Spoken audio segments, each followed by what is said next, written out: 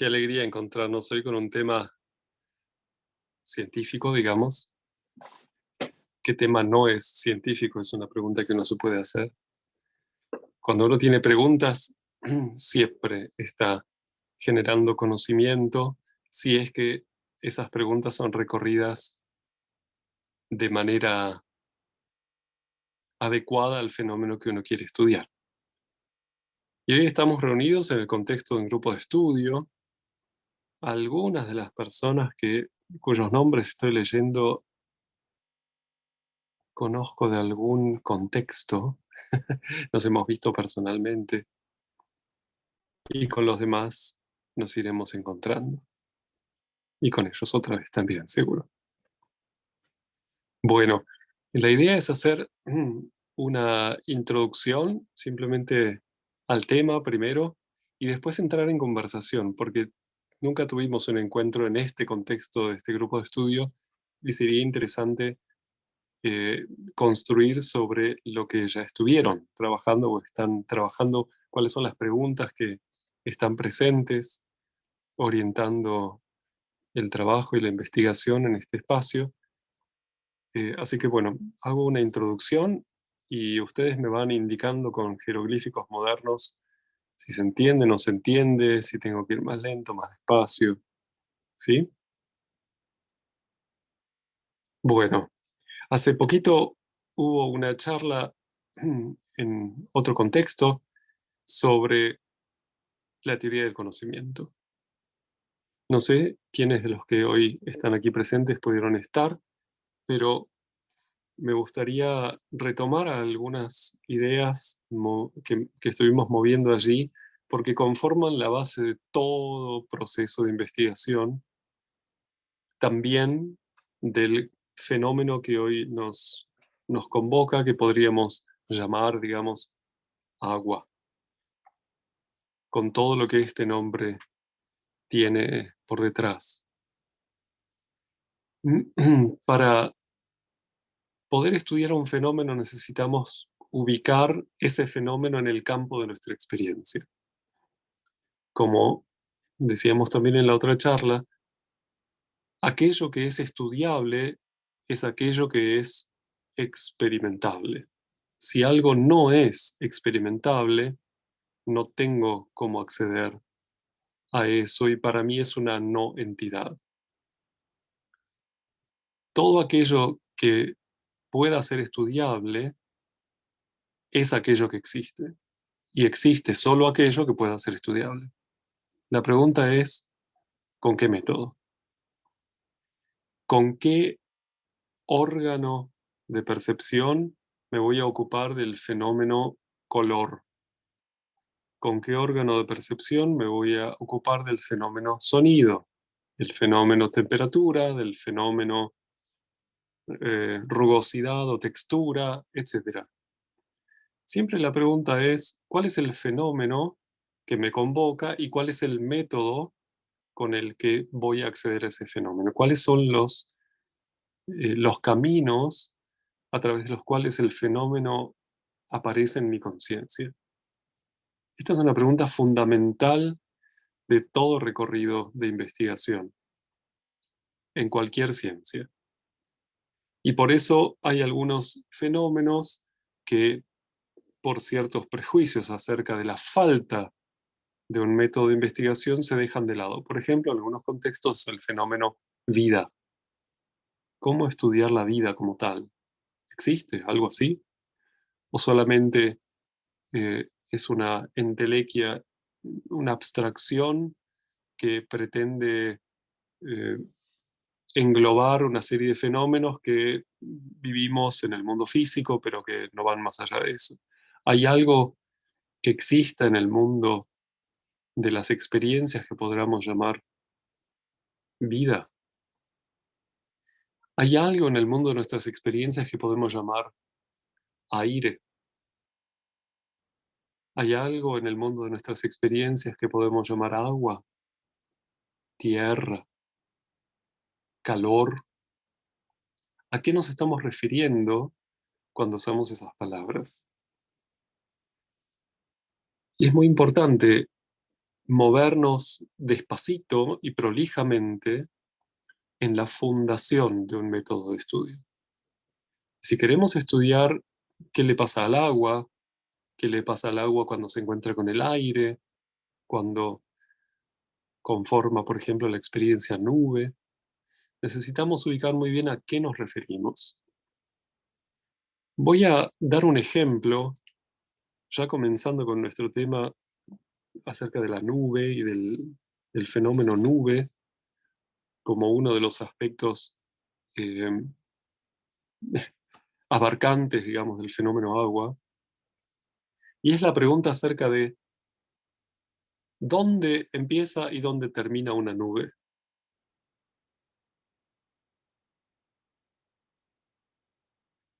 ¿A qué me estoy refiriendo cuando yo digo nube? Muy probablemente muchos de los que estamos acá tengamos como primera asociación la parte visible para los ojos de la nube, aquella parte que puedo ver con los ojos, algodonada o la forma que tenga. Sin embargo, si nos preguntamos acerca del todo el proceso que forma esa nube, vamos a darnos cuenta que no hay un lugar demasiado definido donde empiece esa etapa, digamos, accesible a la vista de la nube. Quizás les haya pasado estar adentro de una niebla, que uno puede ver un poco y después se hace todo muy grisáceo o blanquecino, depende de la situación en la que estemos. Y es difícil decir, bueno, acá empieza, acá termina. Sin embargo, tenemos una cierta transparencia y luego se hace más opaca la visión. Es difícil decir dónde termina y dónde empieza una nube. Y si seguimos ubicando este fenómeno, nos vamos a dar cuenta que no tenemos dónde ubicar el comienzo y el fin de una nube, sino que está hecha de transiciones permanentes, una transición atrás del otro, de la otra. Hay transiciones desde una transparencia muy grande a cierta opacidad, hay transiciones de temperatura también, hay transiciones en cuanto a la densidad del aire y del vapor. Entonces, si seguimos así simplemente experimentando, vamos a llegar a un primer concepto de nube que vamos a encontrar en el mundo de nuestras ideas y que se relaciona con lo que estamos vivenciando, y es que hay una sola nube. Y esa nube es toda la atmósfera, que uno se puede preguntar también dónde termina. ¿Cuán grande debe ser la densidad de presencia de aire para que digamos, ahí ya no es más atmósfera? ¿Cuándo deja de haber atmósfera? Vamos a entrar también en un mundo de transiciones. Así que como vemos, necesitamos movernos de a poquito y juntando elementos fenomenológicamente que nos permitan describir de manera cabal lo que estamos estudiando. Y esto nos va a ayudar a ir generando conocimiento firme, lo que hablábamos en la otra charla también, conocimiento genuino y no teorizando acerca de un montón de cosas. Cuando hablamos de manera coloquial, en que vemos una nube u otra nube, o que hay diferentes tipos de nubes, si vamos a referirnos de manera más científicamente fina, más detallada, tendríamos que hablar de etapas de transición o de ámbitos de la nube, de ciertas dinámicas. Y entonces vamos a darnos cuenta que estamos en un tipo de fenómeno que no es tan sencillo de fijar como puede ser, por ejemplo, un cristal, donde podemos ubicar una transición brusca entre la presencia de una sustancia y la no presencia de esa sustancia. Por ejemplo, en las capas de un cristal. ¿Me siguen? Es decir, estamos ante un fenómeno que vamos a tener que aprender a describir en términos dinámicos y no estáticos solamente. Podemos, por supuesto, ir avanzando provisoriamente y decir, bueno, acá hay una forma como algodonada, comparándola con el algodón, abullonada.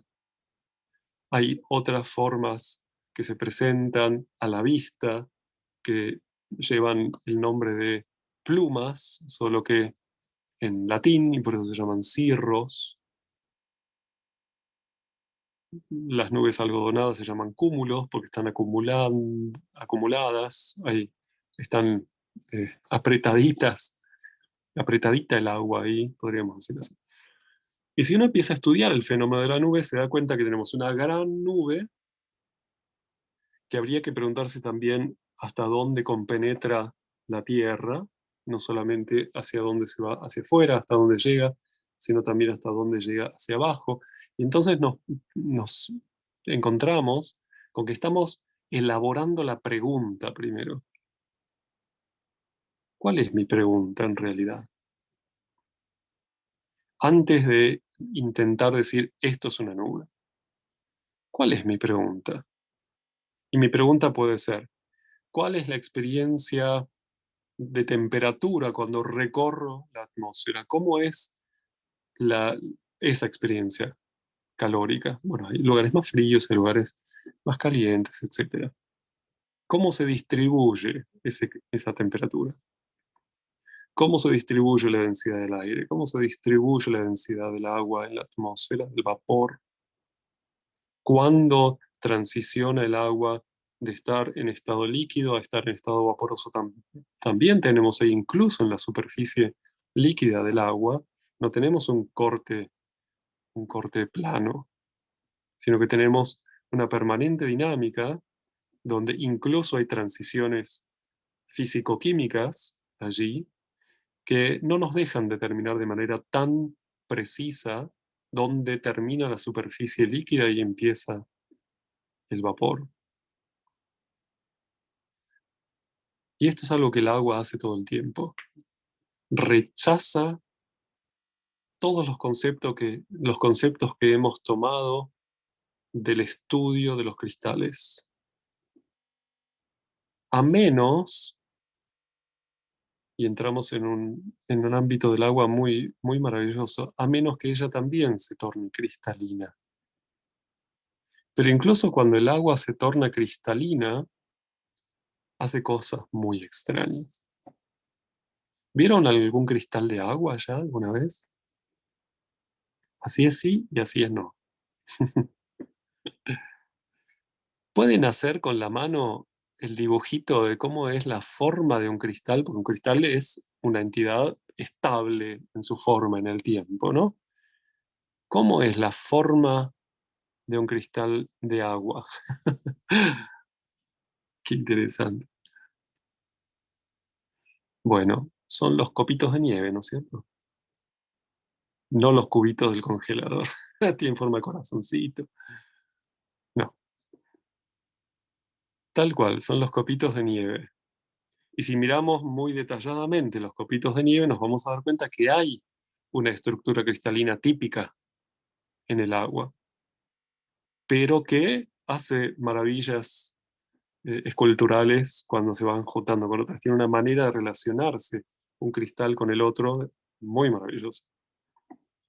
Han visto seguramente fotos de cristales de agua y todos los cristales tienen en común un cierto patrón. Las fotografías de Emoto, eh, ¿cómo era el apellido? Bueno, Asumoto dice ahí, pero se llama algo Emoto, ¿no? El que estudió eh, la sensibilidad del agua. Y hay muchos otros, hay un montón de imágenes de cristales de agua y todos tienen en común un patrón de formación hexagonal. Aparece el número 6 como regente de esa forma. Y el agua entonces nos va nos va dando pistas. Masaru Emoto, ahí está. Nos va dando pistas a medida que vamos encontrando los fenómenos. Y uno de los fenómenos interesantes que tiene el agua en cuanto a su relación con la temperatura es que se va, se va comprimiendo hasta cierto grado, haciéndose cristalina, pero lo hace de una manera muy especial. El agua cuando se va enfriando y llega a los 4 grados centígrados, el agua, eh, el agua llega a su estado de densidad máxima. Y cuando seguimos bajando la temperatura, se vuelve a expandir. Es lo que se llama la anomalía del agua, que de anómala no tiene nada, pero es diferente a otras sustancias. Se condensa hasta los 4 grados y desde los 4 grados hasta cero, si sigo enfriando, se vuelve a expandir. Es algo muy extraño. Y cuando se congela a 0 grados, se conforman estos cristales que son, desde el punto de vista de la densidad, más livianos que el agua entre 0 y 4 grados. Por eso el hielo flota en el agua. Y el agua que queda por debajo del hielo en los lagos, por ejemplo, está más caliente que el hielo que está arriba. Está, por ejemplo, a 2, 3 o 4 grados. Y esto hace que los peces puedan seguir tranquilamente viviendo y no se les congele el hábitat ahí abajo, por ejemplo. Y queda una capa de hielo arriba, como una piel, se forma de hielo en los laguitos. Acá en nuestro jardín tenemos una mini lagunita que hicimos con peces y ellos pasan el invierno lo más bien durmiendo a 4 grados. O como los peces duerman, no sé cómo es. Y cuando el hielo se derrite y toda la temperatura del agua va subiendo, de repente vuelven a andar por ahí. Es fascinante, los peces tienen una cosa increíble. Y esta es una primera sorpresa, digamos, que nos brinda el agua, esta así llamada anomalía del agua, y es que justamente no se contrae permanentemente, sino que para de contraerse a los 4 grados y se vuelve a expandir si la enfriamos más, hasta congelarse. Bueno, el agua también se relaciona de manera muy maravillosa con la luz. ¿Han visto ya qué hace el agua con la luz? ¿Qué pasa cuando la luz atraviesa el agua o simplemente se encuentra con el agua? Se refleja, se refracta de manera muy maravillosa. Y ahora me refiero al agua líquida. Y les hago una pregunta, antes que nada. ¿Cuál es la forma del agua líquida? Si es que podemos decir que tiene alguna. ¿Cuál es la forma del agua líquida?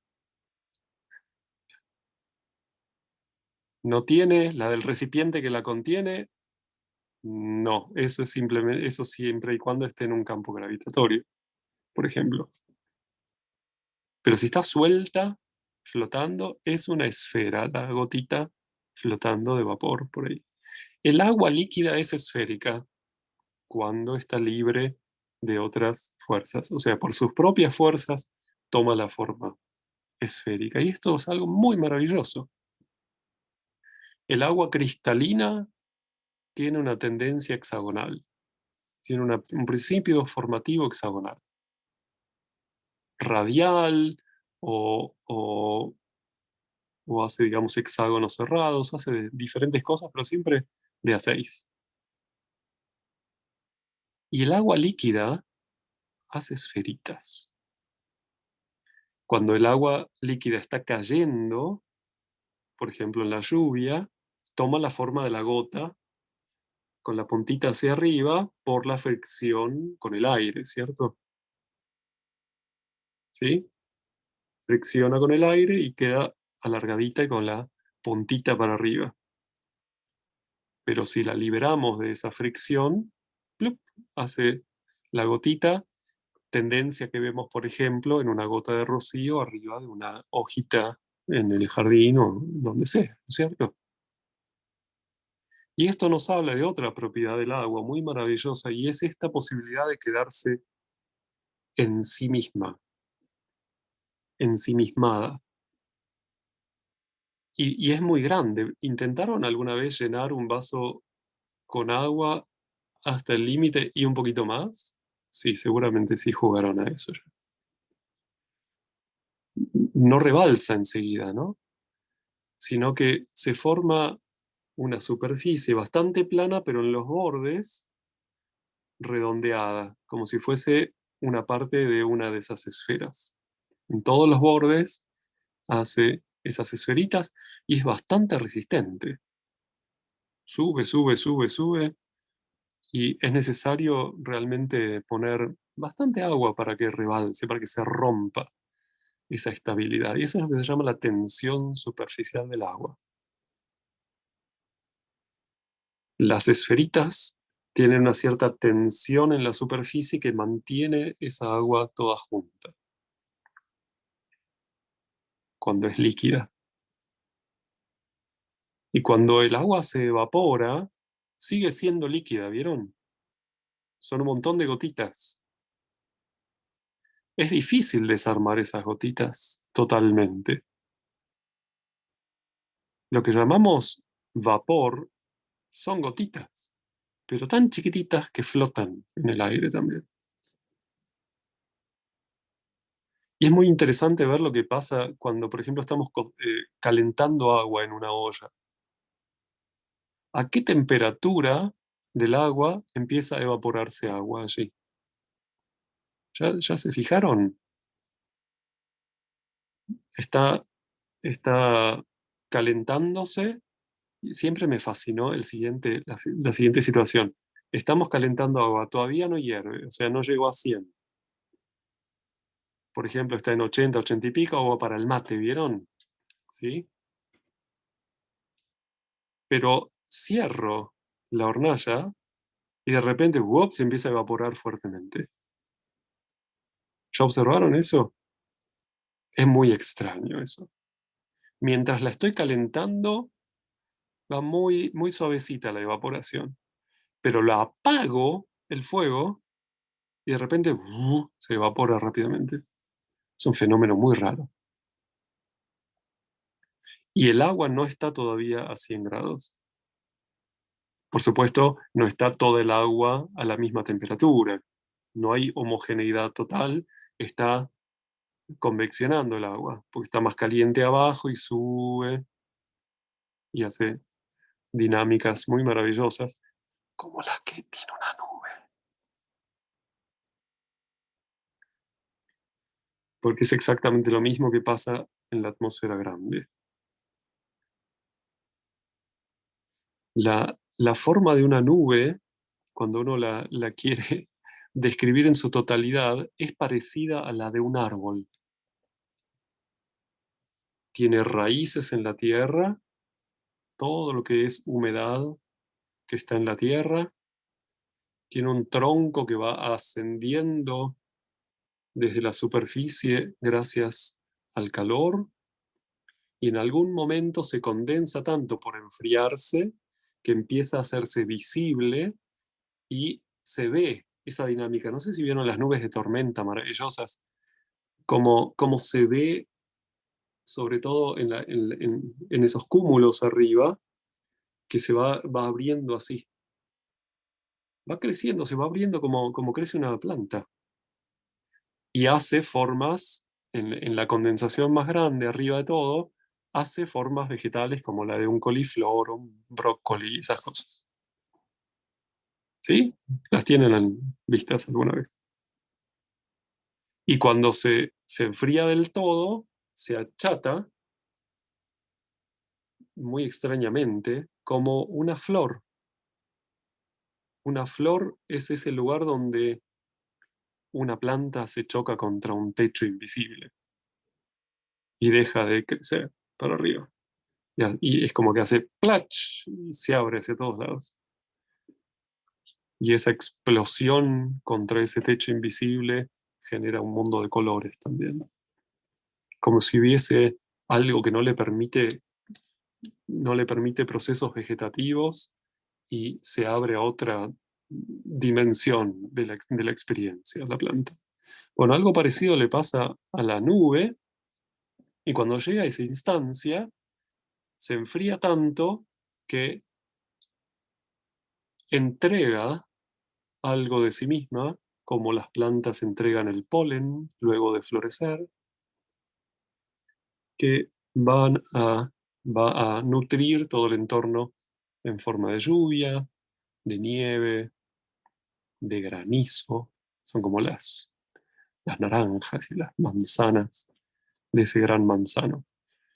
Yo tuve la experiencia en Buenos Aires hace algunos años de estar presente en una granizada donde había pelotas de tenis. Eran los granizos, así de grandes. Impresionante. ¿Cómo se forma esa cosa ahí arriba? Gigantes eran, que caían, por supuesto, peligrosamente en la ciudad y rompieron media ciudad. ¿Qué fuerzas están jugando allí entre, entre los elementos?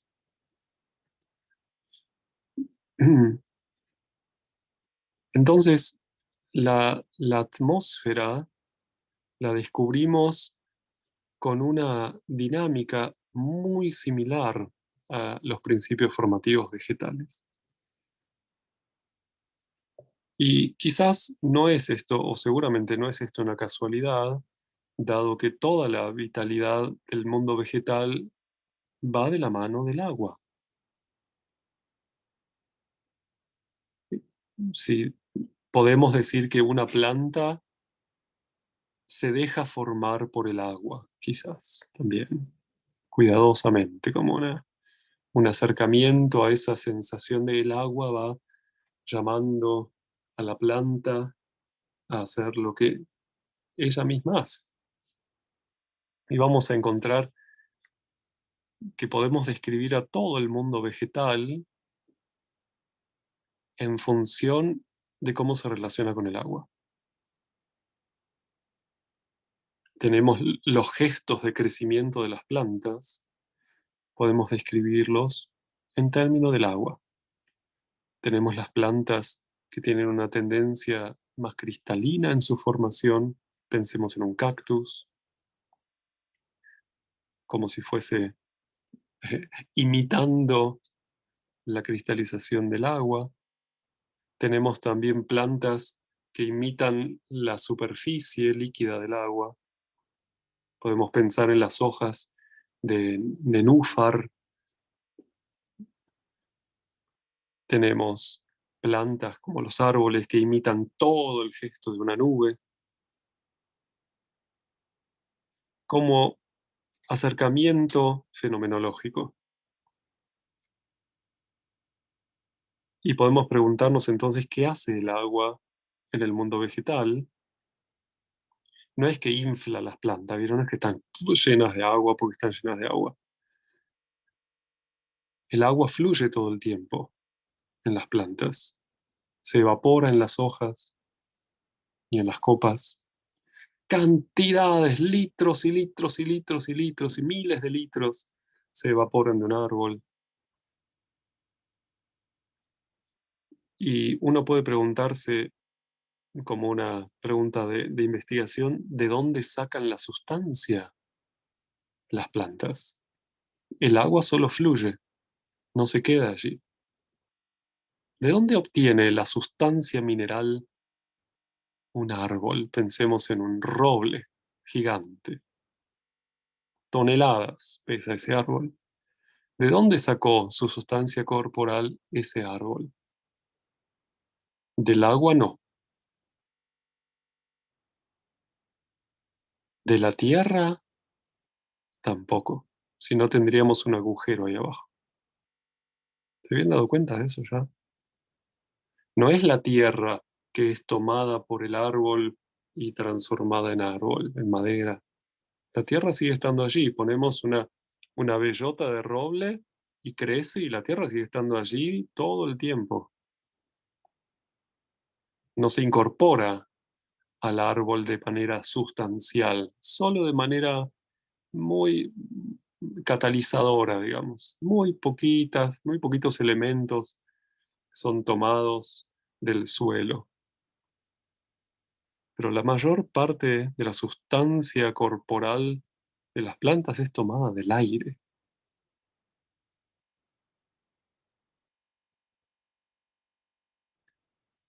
Algunas de las personas que están acá que conozco, sé que ya conocían eso, pero no sé si todos los que están acá se habían dado cuenta de eso alguna vez. ¿Es nuevo esto para alguien? Este clic,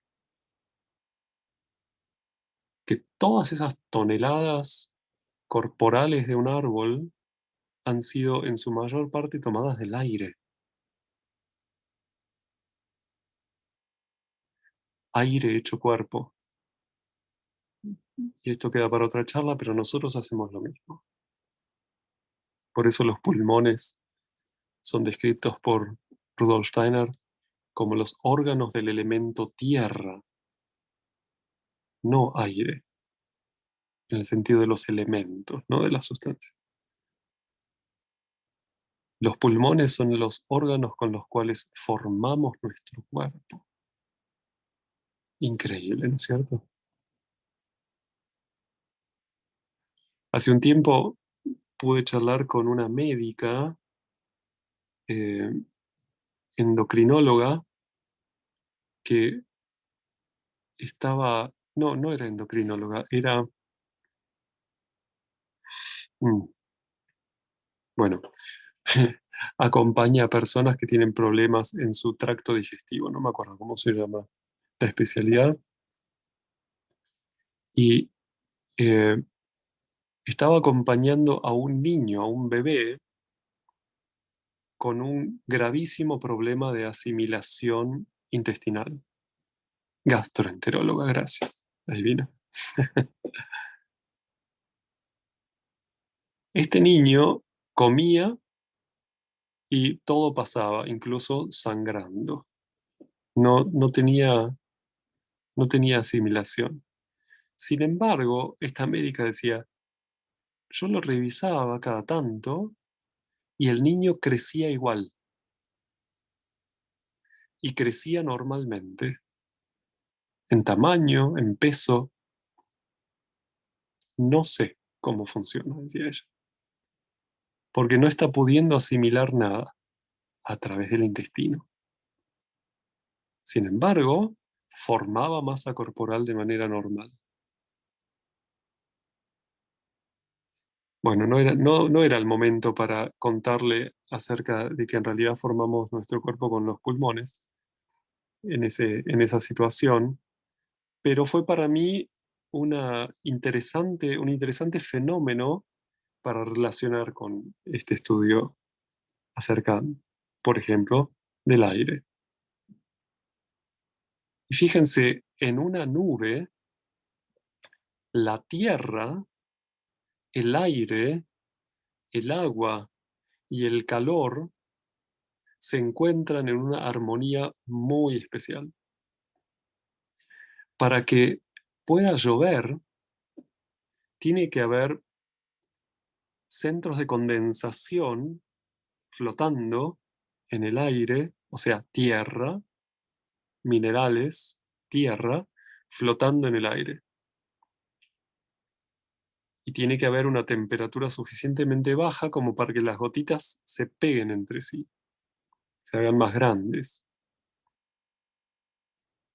Y tiene que haber, por supuesto, agua y tiene que estar el aire para que se produzca ese gran fenómeno que llamamos nube, en toda su enorme dinámica. Y volviendo a la relación con la luz, para lo cual necesitamos la idea, tener conscientes que el agua líquida hace una esfera, ¿probaron ya jugar con una fuente de luz y una esfera de vidrio, por ejemplo? O cositas de vidrio que colgamos en las ventanas, ¿no? Aparecen los arcoíris por todos lados. ¿Vieron?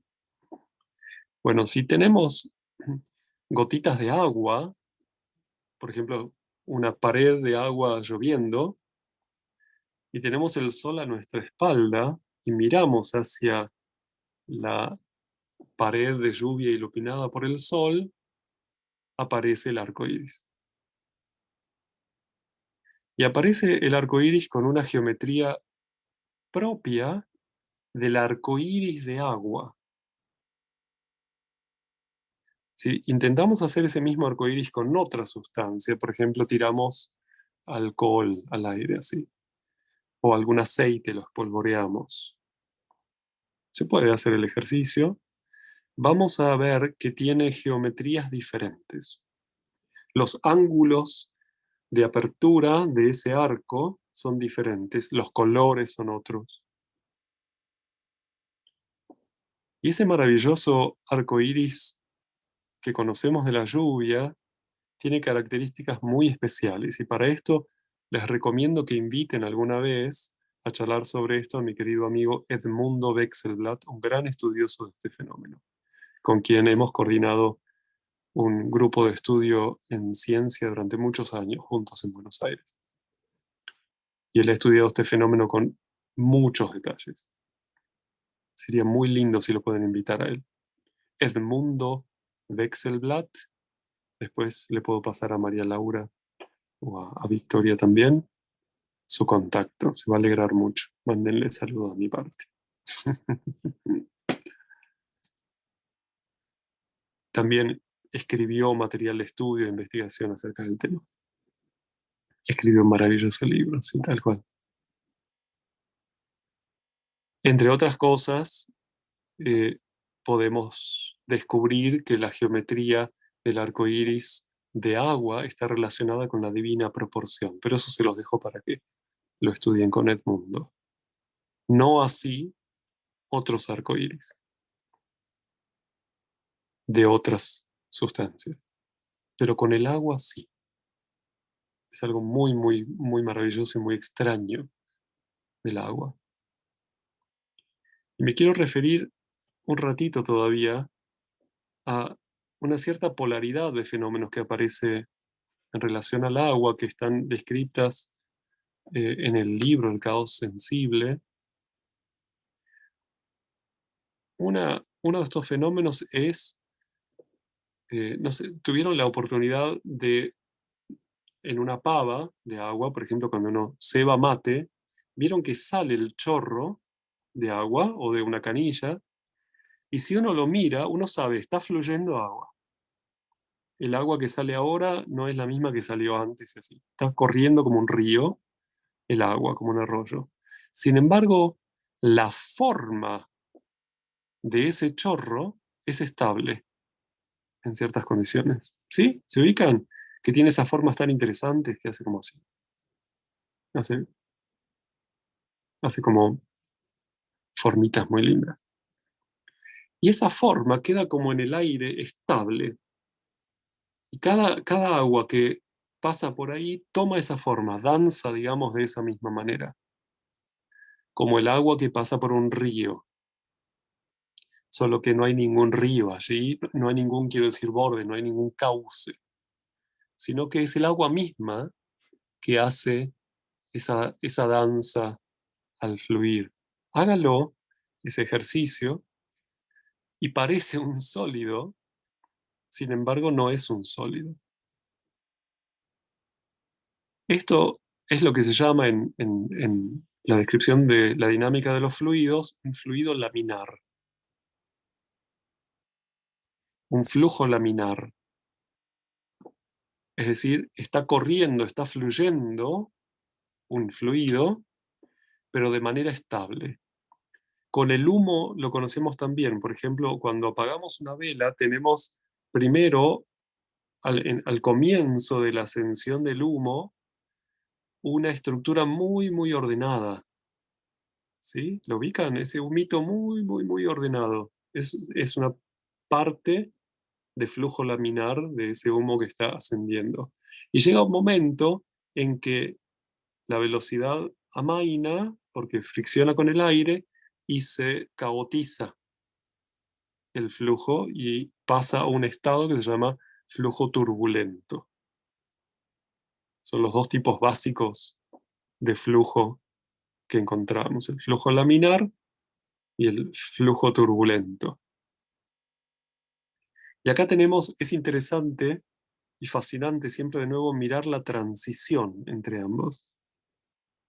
Porque cuando está turbulento, bueno, termina disipándose. Cuando está laminar, está clarísimo la varita esa de humo. Pero ¿qué pasa cuando empieza a formarse la turbulencia? Y son esas fotos maravillosas que están en el libro, en la tapa, en el caso de fluidos líquidos. Cuando un fluido pasa de flujo laminar a turbulento, es una experiencia muy maravillosa. Es interesante que al revés no funciona. No se puede transformar un flujo turbulento en flujo laminar, sino que va de un orden a un cierto desorden. Si a alguien le suena el término entropía, puede quedar para otro día. Pero justamente estamos en presencia de un cierto, de un cambio, de un cierto orden, a un cierto desorden y disipación. Y hay otro fenómeno que vemos en el agua o con el agua, muy maravilloso, y es, imagínense ahora que el agua no está corriendo, no está fluyendo, sino que está estancada, como por ejemplo en un lago que no está fluyendo o en una olla, no importa. No hay flujo de agua, no hay flujo. Sin embargo, ahora tocamos la superficie del agua y todos conocemos lo que pasa. Se genera por la elasticidad de la superficie, hay como una especie de vaivén y se genera una onda que se va expandiendo. Y lo que vemos es que hay una forma que se traslada también, va de un lugar hasta otro lugar. Sin embargo, el fluido no se está trasladando. El agua se queda en el lugar. Lo hemos visto mil veces cuando tenemos una hojita flotando en el agua, tiramos una piedra o lo que sea, empieza a ondular y la onda se expande, pero la hojita no se va con la onda, sino que se queda subiendo y bajando. Donde está, hace como un movimiento circular. No se queda exactamente vertical. Hace una cosa muy linda. Es lindo de observar. Si uno lo mirase de costado, digamos, lo que hace la hojita. Entonces acá tenemos un fenómeno polar, otra polaridad, y es, antes teníamos forma estable, agua fluyendo. Y ahora tenemos agua estable, forma fluyendo. ¿Sí? El agua está quieta en cuanto a la traslación, pero en esa dirección en la que el agua no se mueve, el agua se está moviendo así, en circulitos en su lugar, pero se traslada claramente una forma que tiene también sus leyes. El agua permite estos dos gestos.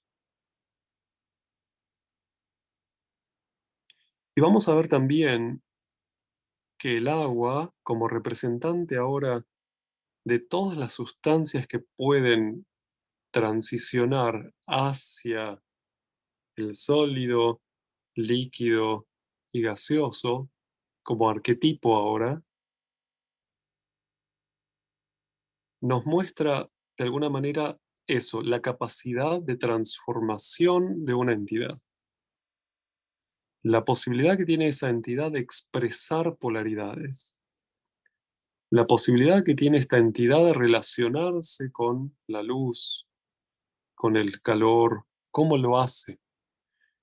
Y este estudio tan extraño de la anomalía del agua que siempre de nuevo nos deja boquiabiertos y que es la propiedad que posibilita que muchos seres vivos continúen siéndolo y que no mueran.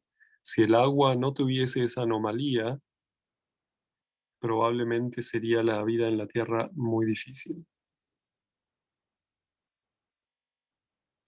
Es algo muy, muy extraña esa anomalía en la condensación del agua.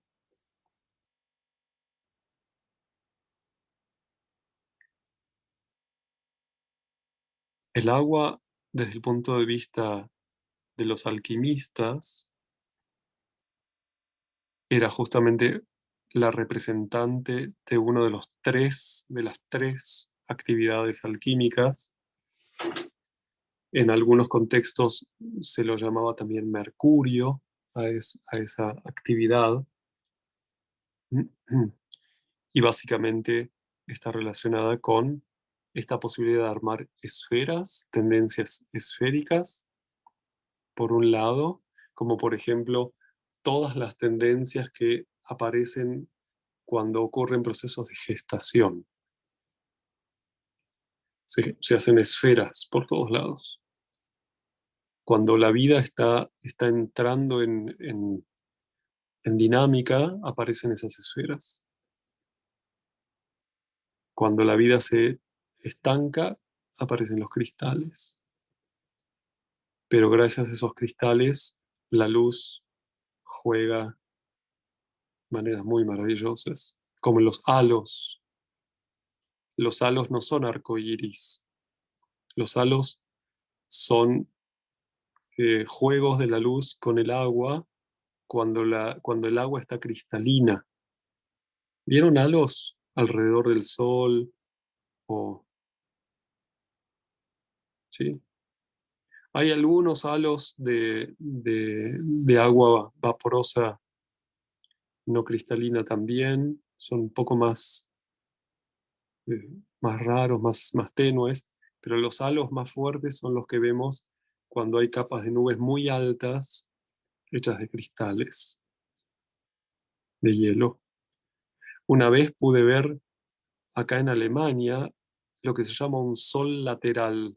No sé si han visto, hay fotos por todos lados, sobre todo cerca de los polos se da mucho, donde está más frío, digamos, eh, donde uno mira el sol de frente y de repente hay otro sol de costado. Puede darse el otro costado también, se pueden dar dos. Son reflexiones en esas nubes de cristales. Y es imponente, uno no sabe cuál es el sol. Es un espejo realmente. Hay un montón de fotos muy hermosas sobre todos esos halos.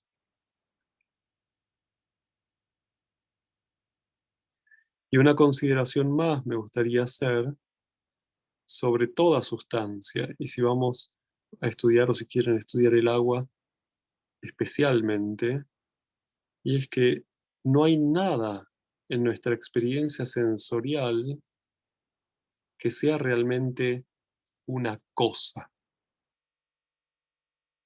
Es difícil describir qué es una cosa. La palabra cosa nos lleva como a una sensación de es algo inerte que está ahí como suelto, una cosa. Immanuel Kant usó esa palabra para referirse a la realidad no vivenciable, por ejemplo, la cosa en sí. Es una palabra que se usa también en las películas de terror, la cosa. Es como una entidad que no es nadie, ¿vieron? Como si fuese algo, pero que no es No hay nadie allí, la cosa. Bueno, no hay cosas en el mundo. No hay nada que sea una cosa. Todas son experiencias que nos acercan una relación con algo que tendremos que explorar y darnos cuenta quién se está o qué se está asomando a mi conciencia. La idea cosa es uno de estos conceptos enfermos de la época del intelectualismo abstracto que, como estamos tan acostumbrados a interpretar nuestras experiencias como cosa, ahí está la pava y ahí está lo otro, y como lo aislamos, no nos damos cuenta que no hay ninguna entidad sensorial que esté aislada. Son todas experiencias del todo en esta circunstancia, como la nube. No hay ninguna nube aislada, sino que hay continuidad en el mundo sensorial. No hay nada que esté separado. Y en última instancia, esta es la misma experiencia que tenemos en el mundo de las ideas. Tampoco hay ideas aisladas. Toda idea vive, digamos así, en su contenido de su relación con el resto de las ideas. Grande es grande porque pequeño es pequeño. Y no existen conceptos aislados. No existen entidades aisladas. Entonces Goethe decía, en última instancia, estamos intentando describir a la naturaleza, a ese ser, en sus diferentes maneras de relacionarse con nosotros. Pero no hay cosas.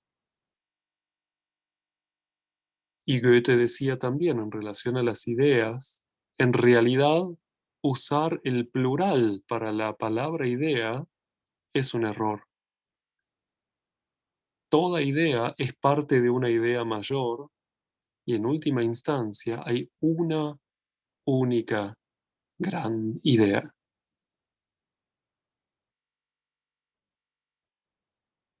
Si lo queremos llamar Dios, universo, la una palabra, la una idea significa universo. ¿Está bien? Es la idea de Goethe. Y entonces nos vamos a dar cuenta que el mundo no es una cosa, y esto es una tesis que expongo para algún día seguir charlando. El mundo es alguien, no algo. Y toda nuestra experiencia es un mundo de vivencias de cómo nos estamos relacionando con ese alguien. Lo único que en nuestra conciencia son experiencias, no cosas. Llamar a esas experiencias cosas es parte de lo que Steiner llama el prejuicio materialista, y que es solamente un prejuicio, es decir, un juicio no maduro, un juicio que no ha llegado a convertirse en una verdad, o sea, un error. Para los que quieran profundizar, agarren la teoría del conocimiento basada en la visión goetheana del mundo de Rudolf Steiner y celebren mientras la leen. Es una fiesta ese libro. Bueno, nos fuimos de paseo por algunos rincones de los fenómenos, no de manera muy sistemática, más bien de manera artística, pero quizás es un aportecito al encuentro de investigación que van a seguir teniendo. Podemos todavía unos minutos, yo tengo unos minutos todavía también, charlar sobre comentarios, preguntas, ideas que fueron surgiendo, impulsos para el grupo de investigación. Y veo que tampoco somos multitudes, así que quizás cada uno puede abrir su micrófono en el momento en que quiera comentar algo y luego de hacerlo lo cierra para que no interfieran y no se corte la transmisión. ¿Les parece? Muchísimas gracias, Mariano. Ya abrí los micrófonos, el que quiera puede abrirlos. Pueden subir la mano si quieren para tener un orden. Porque Iván quiere hacer una pregunta. Buenas tardes, Mariano. El tema del agua estructurada, el agua estructurada que solamente está en algunas fuentes y que es la única agua con cualidad que al ingerirse puede llegar a ser parte del cuerpo, parte corporal. ¿Nos podrías compartir, Mariano, este misterio, cierto? Porque las aguas tratadas, cloradas y que están en otras condiciones de intervención humana no, no hacen parte, no pueden llegar a ser parte del cuerpo humano en este caso? Muchísimas gracias, Jorge, ¿cierto? Em,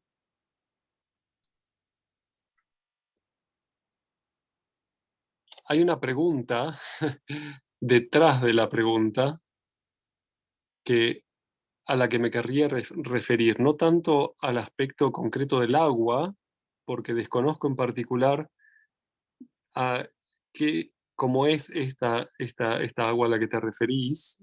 Tendríamos que mirarlo más de cerca porque yo no estoy accediendo muy bien a de qué se trata, pero me gustaría hacer la pregunta que está detrás en mi investigación ahora interna y es, ¿qué es cuerpo? ¿Qué significa que se esté formando o no cuerpo? Cuando yo me corto las uñas o el pelo, cuando el pedacito de uña se salió y está arriba de la mesa, ¿es parte de mi cuerpo? Antes de cortarme las uñas, ¿era parte de mi cuerpo? La piel que se está desescamando en este momento, ¿es parte de mi cuerpo? ¿Cuándo una experiencia sensorial es mi cuerpo? ¿Tuvieron ya la experiencia de que se les durmió un brazo? Cuando uno duerme apretando un brazo y de repente se empieza a despertar y no lo siente, ¿vieron? ¿Conocen? O cuando uno tiene anestesiada un cachete en el dentista. ¿Es parte de mi cuerpo? Una vez me pasó que me dormí, no sé cómo, y se me durmieron los dos brazos. Y sonaba el despertador. Y yo quería que mis manos me hicieran caso. Y les juro que lo intentaba. Pero era como si no estuviesen allí. No respondían a mí en ese momento. No eran parte de mi experiencia corporal. Eran parte de mi cuerpo. Y esta no es una pregunta sencilla, de resolver. Cuando se lastima un hijo, ¿es parte de mi cuerpo? Cuando un niño se está gestando dentro de la madre, ¿es parte de su cuerpo? Es una pregunta muy actual, ¿eh? ¿Cuándo algo es cuerpo? Es una pregunta realmente difícil. ¿Qué significa que yo esté absorbiendo agua corporalmente, que nos vamos a dar cuenta que vamos a ir pasando hacia conceptos más procesuales. Cuerpo tiene que ver con la posibilidad de que un yo lo integre, lo tome, lo use, tenga una experiencia allí. Cuerpo es siempre de alguien. No hay cuerpos sueltos. Y entonces, en última instancia, si seguimos recorriendo esta vía de investigación, nos vamos a dar cuenta que muchas cosas pueden ser mi cuerpo, más allá de lo que yo llamo normalmente mi cuerpo físico. ¿Vieron que hay gente que dice, estoy estacionado a la vuelta? No, estás acá sentado, ¿cómo estacionado a la vuelta? O me chocaste,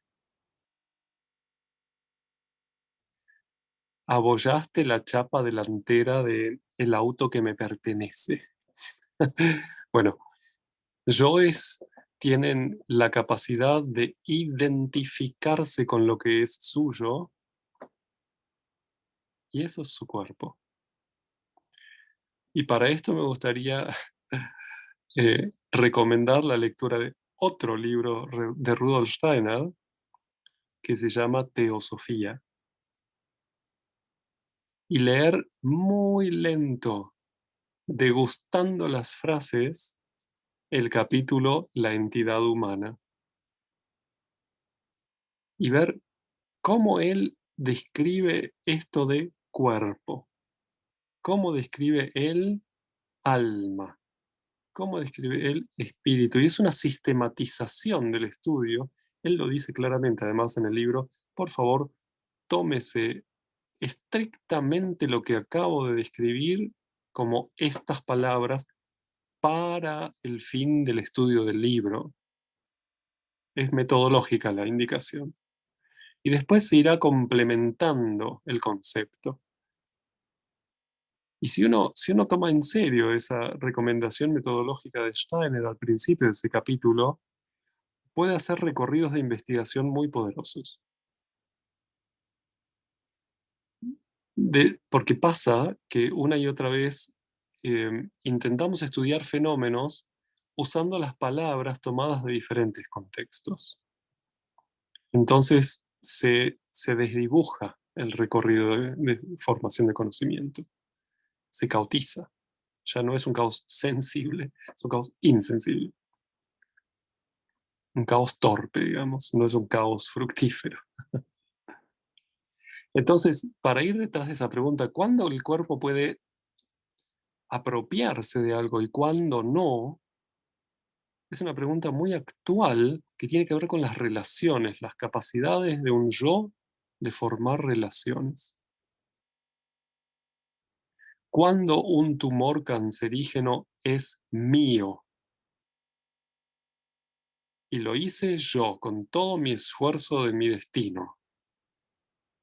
¿Y por qué voy a querer que me lo saquen o no me lo saquen? ¿Se entiende? ¿Cuándo considero que algo no es mío? ¿Y qué hago con eso? Etcétera. Cuando pasamos por la pubertad tenemos la experiencia de mirarnos al espejo y decir, che, pará, yo no pedí esto. ¿Por qué tan parecido a mi papá? Tenía que ser. O, qué bueno lo que me dio mi papá, mirá, qué musculoso, lo que sea. Y esos son procesos de apropiación. Cómo el yo va integrando lo que puede integrar y lo va haciendo propio. Es un gran tema en este momento súper actual, el tema de la formación de identidad.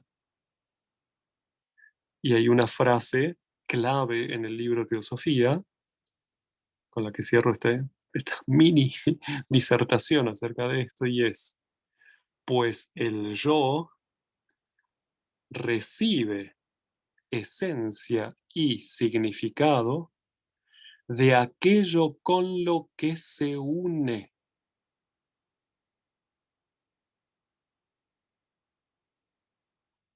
Y es una clave, una llave grande para mover muchas cosas.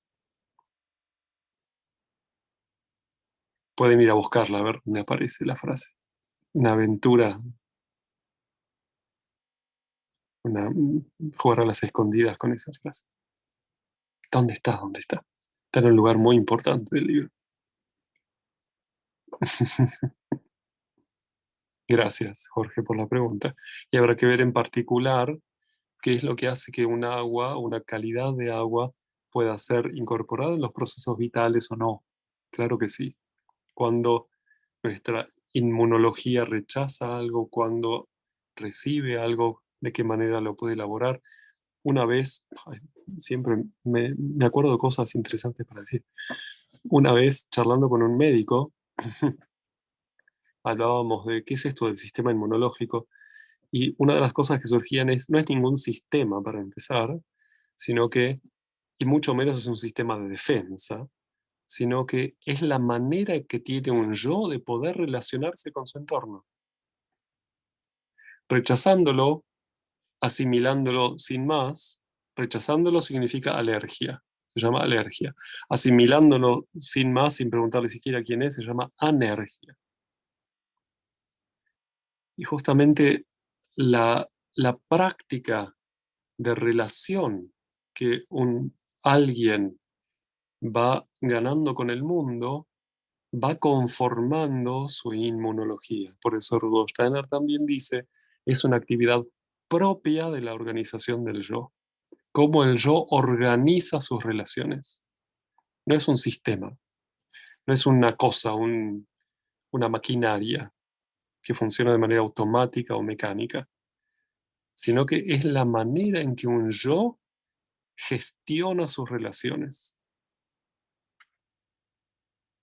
Y podemos leer todas las patologías autoinmunes o de depresión inmunológica, de exacerbación de las alergias, todas las podemos leer desde allí. Y vamos a darnos cuenta de muchas cosas. Cuán psicosomática es nuestra vida, que a veces atribuimos a factores externos. Y al fin y al cabo vamos a poder llegar a la conclusión de que todo lo que nos pasa tiene una lógica psicosomática. Espíritu, alma, cuerpo. Soma es cuerpo en griego. Bueno, una más.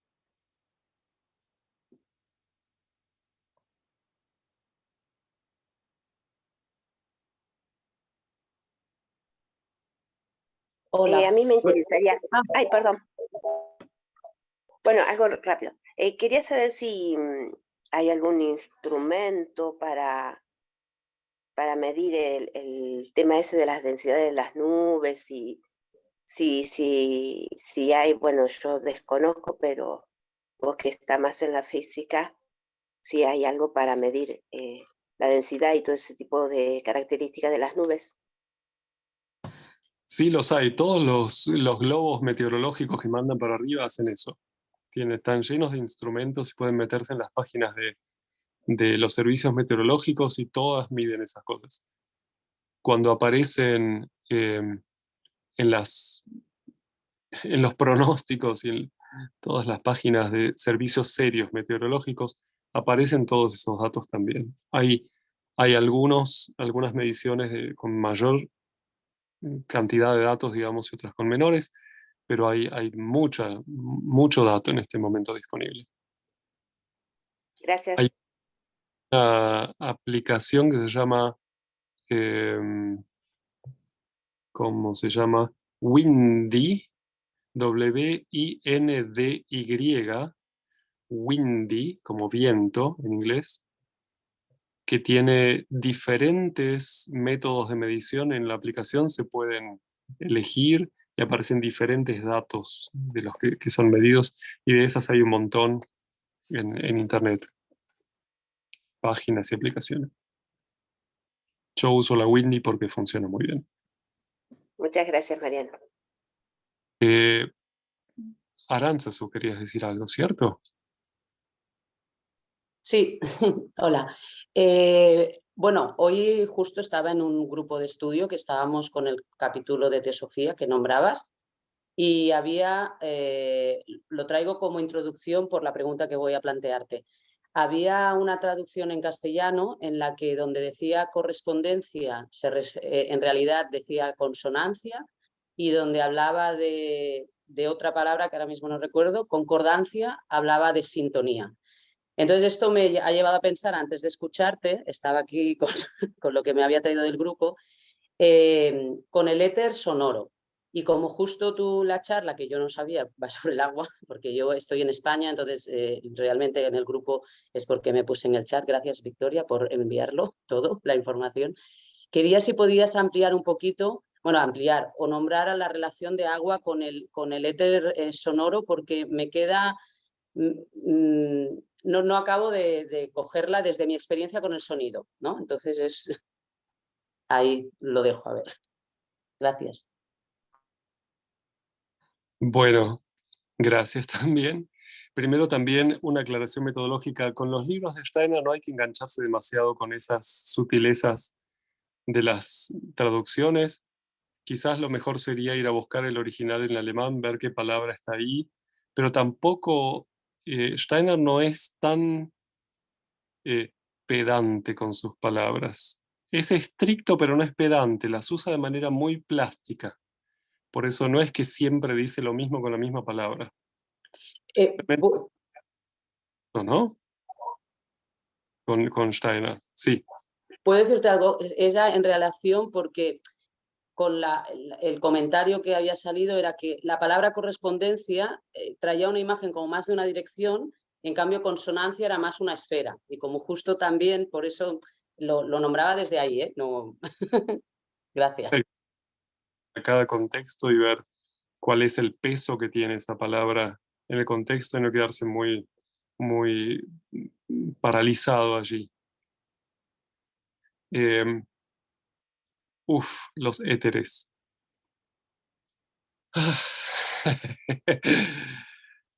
Para hablar de un éter tenemos que hablar de los éteres primero. Y no sé si estamos con mucho tiempo. Solamente una cosa me gustaría decir.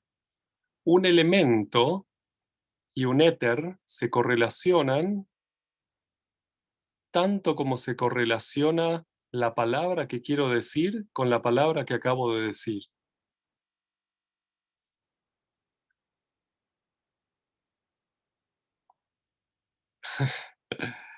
Es como si fuese la interioridad de la exterioridad. El agua tiene esta posibilidad de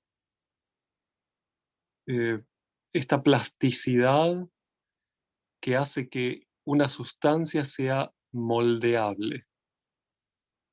El sonido es una dinámica que moldea entidades, pero necesita un receptor elemental para poder una cierta sensibilidad que hable su mismo idioma. Por ejemplo, si yo quiero integrar una medicina a través de la piel al cuerpo, voy a tener que usar una sustancia que pueda permear la piel. Si uso una sustancia para la cual la piel es impermeable, voy a seguir teniendo la sustancia, el medicamento afuera. Yo necesito una concordancia, una consonancia en las maneras de ser. Por ejemplo, si quiero trabajar con arcilla, voy a necesitar ciertas maneras de acceder a ese portador que son diferentes a si quiero trabajar con acuarela.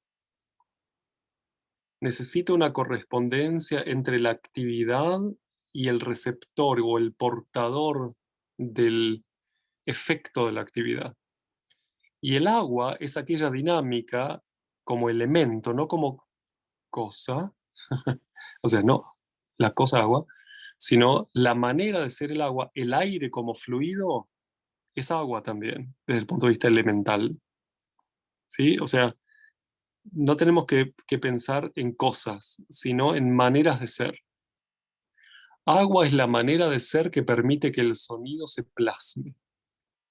También se lo llama éter químico al éter sonoro, porque es aquel mundo, aquel ambiente de, eh, de funciones, de relaciones, que permiten que cosas se encuentren, se separen, conformen nuevas entidades, tomen forma. La dinámica aire, por ejemplo, no toma forma, es puro movimiento. La dinámica como elemento, ¿sí? No como cosa aire. La dinámica o elemento tierra es pura forma, desde el punto de vista de su receptividad. Es amorfa, pero la tierra amorfa es muy acuosa desde el punto de vista de su manera de ser. Cuando la tierra se hace cristal, ahí es tierra, como manera de ser. Cuando tenemos, por eso es tan maravilloso, cuando tenemos el humus, la tierra fértil, no es tierra. Es tierra, agua, aire y calor en una relación muy, muy maravillosa. No es tierra. Lo mismo que cuando tenemos un ser humano encarnado, no es cuerpo. Es cuerpo, alma y espíritu. Es cuerpo físico, cuerpo etéreo, cuerpo astral y yo, todo junto. Rudolf Steiner decía, cuando vemos el cuerpo de un ser humano encarnado, no estamos viendo su cuerpo físico. Estamos viendo su cuerpo físico impregnado de cuerpo etéreo, impregnado de cuerpo astral, impregnado de un yo activo. Ese no es el cuerpo físico. El cuerpo físico lo vamos a ver cuando muera. Eso que queda ahí, eso es el cuerpo físico. Bueno, y así sucesivamente. Cuando hablamos de los elementos y de los éteres, estamos hablando de entidades como la interioridad y la exterioridad de una misma cosa, fenómeno. Por eso repito, un éter y un elemento tienen una relación similar a la que tiene la palabra que quiero decir y la palabra que acabo de decir. Y pueden hacer la experiencia, intentar decir una palabra, pero no decirla. Frenar la expresión. Y van a ver cómo se abulta ese mundo de fuerzas. Y hay que tener cuidado porque sube la presión, por ejemplo, porque sale por otro lado. Hay todo un mundo de terapéutico también a través del canto y del habla que está relacionado con estas fuerzas, de poner en actividad de maneras muy específicas todo ese mundo elemental que está allí activo, ese mundo de fuerzas vitales que están activas allí. La quirofonética, la antropofonética, etcétera, son mundos que se fueron desarrollando, son potencias, pero gigantescas. Y todos conocemos lo que pasa cuando alguien reprime algo que quiere decir. Bueno, así de fuertes son esas cosas. Y cómo sale eso cuando uno lo dice después. Bueno, con ese mundo estamos tratando cuando hablamos de los elementos y de los éteres. Son fuerzas descomunales. Muchas gracias. La última, Mercedes. Sí, que habías ¿Cómo está, levantado. Mariano? ¿Cómo estás? Bien. Tengo una pregunta muy práctica, digamos. Nosotros acá en la Argentina y en provincia de Buenos Aires estamos sufriendo una seca fuera de lo normal. Fuera de lo normal. 8 meses sin agua. Yo creo que debería haber, yo trato de conversar todos los días con los seres elementales, a ver qué es lo que hace falta de nosotros para que este equilibrio se restablezca. O es que tenemos que, es esto que decís vos de lo que se reprime, ¿no? Es como que están llamando a que te ahorco, te ahorco, te ahorco, como decía ese maestro Zen, que quiero conocer la libertad y le metió la cabeza abajo del agua a su discípulo hasta que hizo burbujitas y le dijo, cuando sientas la necesidad de la libertad, como la del aire ahora, vas a saber dónde está. Y a mí me parece que acá nos está pasando eso. Hay vientos muy fuertes, con temperatura, y se viene sosteniendo. Y yo me pregunto qué parte de la conciencia, qué es lo que nos pasa que no podemos amigarnos con esto. Bueno, es personal, ¿no? Pero la estamos pasando. Gracias, Mercedes. Se puede generalizar, por supuesto, por ahí no en particular con respecto a la sequía o al agua, sino más bien en relación a qué hago con lo que me toca. A lo largo de la historia de la Tierra como organismo vivo, como ser que es, va teniendo también su somatización. Tiene procesos muy complejos, ustedes los conocen mucho mejor que yo, y a veces la Tierra necesita secar una parte de su organismo y mojar otra, y redistribuir las humedades, redistribuir las tensiones internas, por ejemplo, el vulcanismo, o moverse un poco, hacer un poco de quiropraxia, y entonces suena en algunos lugares, aumentar un poco su temperatura, por ahí hace una pequeña fiebre, después la baja, dependiendo lo que esté necesitando. Un colega decía, podemos intentar, que un biólogo, un sacerdote biólogo decía, podemos intentar leer la sintomatología de la Tierra como si fuese un ser vivo, y entonces leer aumentos de temperatura como procesos febriles, y preguntarnos dónde está, qué está queriendo equilibrar y regular. Lo que nosotros, digamos, interpretamos como desequilibrio son procesos de regulación de la Tierra también, que por ahí podemos preguntarnos qué rol estamos jugando nosotros como seres humanos en, eh, en estos procesos, y bueno, ver cómo aprendemos a vivir y a convivir con este ser tan maravilloso. Pero, digamos, los deseos locales, por decir así, no van a resolver la comprensión de lo que le está pasando a este ser, sino que necesitamos realmente también pensar de manera realmente global a este ser y ver, bueno, dónde está llevándose el agua, para qué la necesita en otro lugar, y también ver a qué responde esa dinámica regulatoria de la Tierra, esto que decíamos, qué rol estamos jugando nosotros. Rudolf Steiner hace muchas consideraciones acerca de la influencia del ser humano en la dinámica del clima, por ejemplo, en la antigüedad y hoy, cómo eso se fue transformando también. Y podemos ver que somos una parte muy importante de esa dinámica, los seres humanos. No le da lo mismo a la Tierra lo que hagamos, no solamente en cuanto a residuos, etcétera, sino a cómo pensamos, qué estamos sintiendo, cómo caminamos sobre la Tierra. Estamos haciendo todo el tiempo osteopatía arriba de la Tierra, a este cuerpo tan maravilloso. Estamos masajeándola todo el tiempo. Bueno, Rudolf Steiner diría, necesitamos aprender a amar más.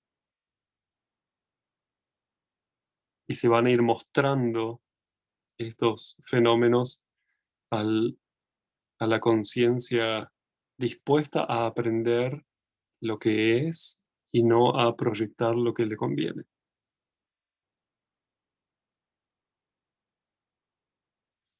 Bueno, en este sentido, muchísimas gracias, fuerza a realizar procesos de conocimiento poderosos, corajudos, luchar contra todos los prejuicios que no tenga, cascotearlos y mirar realmente lo que se presenta en nuestra conciencia. Ese es el contenido que tenemos disponible.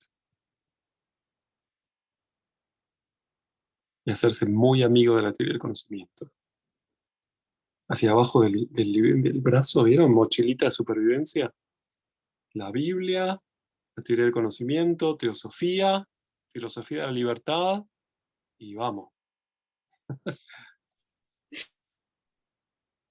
Muchísimas gracias, Mariano, que es de todas las charlas que te escuchaba, yo creo que esta es la que me ha parecido más profunda, de pronto por la que más tengo que volver a muchos temas y abriste muchísimas puertas de la identidad del ser, de la anomalía del agua, no comprendo todavía eso, y sí, ahí te estaré contactando ahora para que nos ofrezcan más charlas y profundices más todavía sobre estos temas. La entropía, dijiste tantas cosas que por lo menos yo siento la necesidad de que quiero ampliar y conocer más. Muchas gracias. Y qué lindo también que vas tejiendo orgánicamente después de la teoría del conocimiento. Ahora nos traes este tema como que se ve tan separado pero tan unido a la vez, y hables también de la teosofía. También, sí, tenemos un grupo de teosofía los que estamos estudiando así pedacito por pedacito, y ha sido un proceso súper lindo también. Muchas gracias.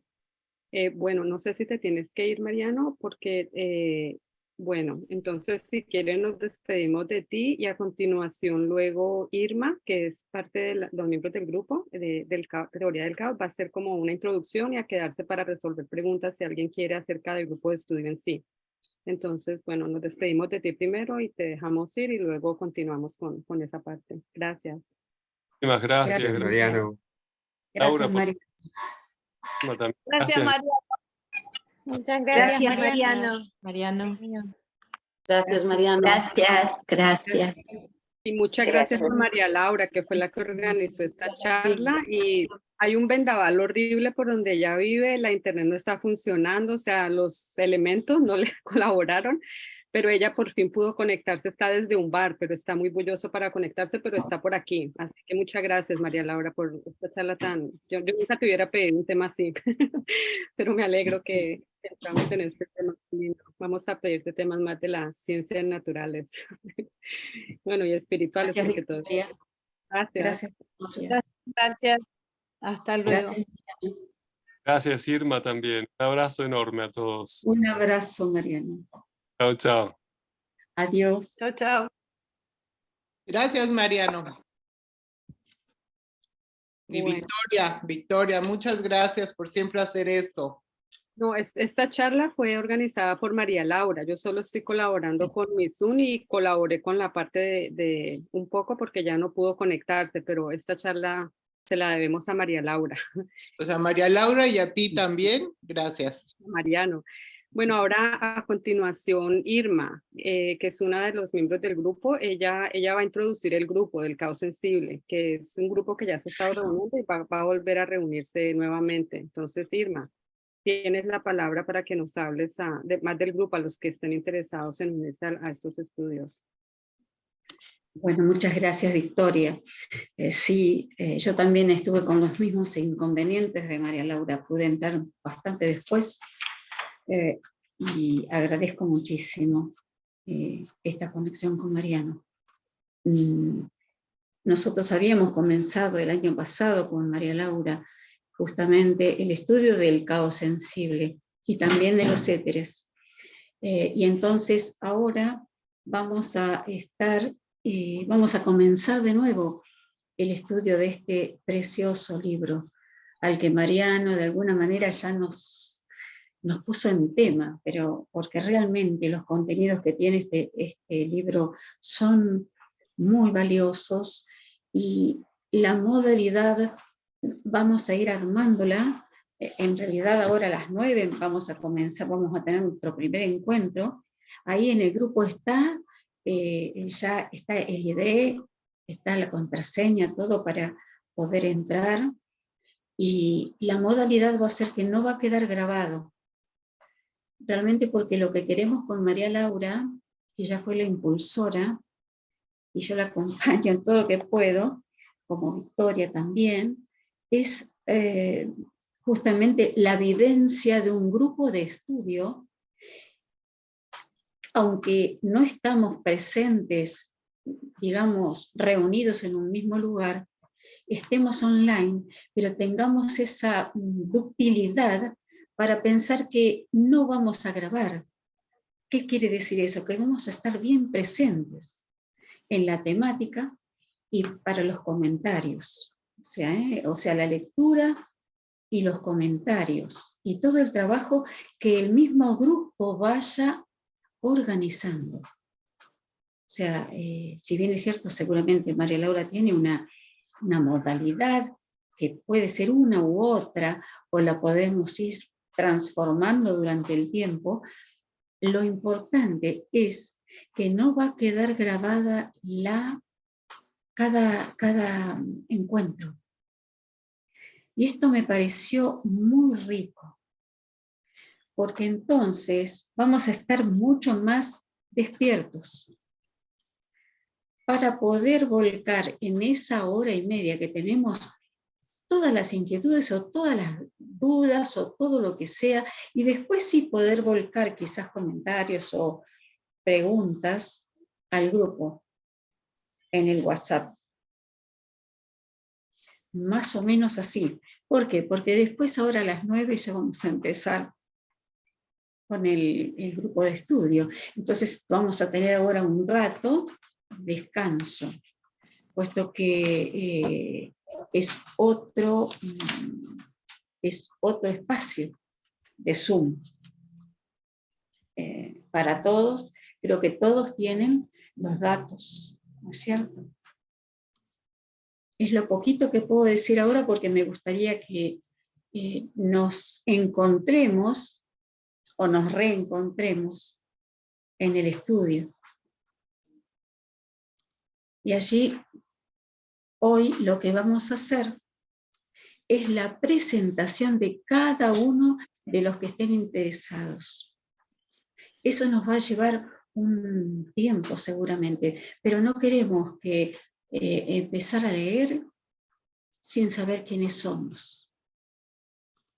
O sea, un verdadero encuentro humano, con un sentido, adentrarnos en el conocimiento de lo que es el ahora y también los éteres. Pero le vamos a poner el sentido más importante, es el encuentro de seres humanos, presentes ahí en cada espacio-tiempo, que va a tener 1 hora y media, cada lunes. 9 aquí en la Argentina, 9 de la noche, 9 p.m. a 10:30 p.m. Pues cada uno en su país lo va a trasladar a su horario. Pueden abrir micrófonos si hay preguntas. Victoria, si hay preguntas de los demás. Muchas gracias, Irma. Los micrófonos están abiertos. El que quiera pueda preguntar. Solo quería adicionar que yo no pertenezco al grupo, pero María Laura me está diciendo que también van a ver el libro de Ernst Marty sobre los 4 éteres, para acompañar también lo de los éteres. Sí. Los 2 libros vamos a ver. O sea, los 10 primeros minutos, más o menos, vamos a leer un poco de los éteres, porque consideramos, como bien lo dijo Mariano, que tiene mucho que ver con la temática del libro de Rey, ¿no? Sí, del caos sensible. Y los invitamos a todos los que están presentes, los que escucharon a Mariano, a que por ello nos encontremos, nos reencontremos en el grupo de estudio.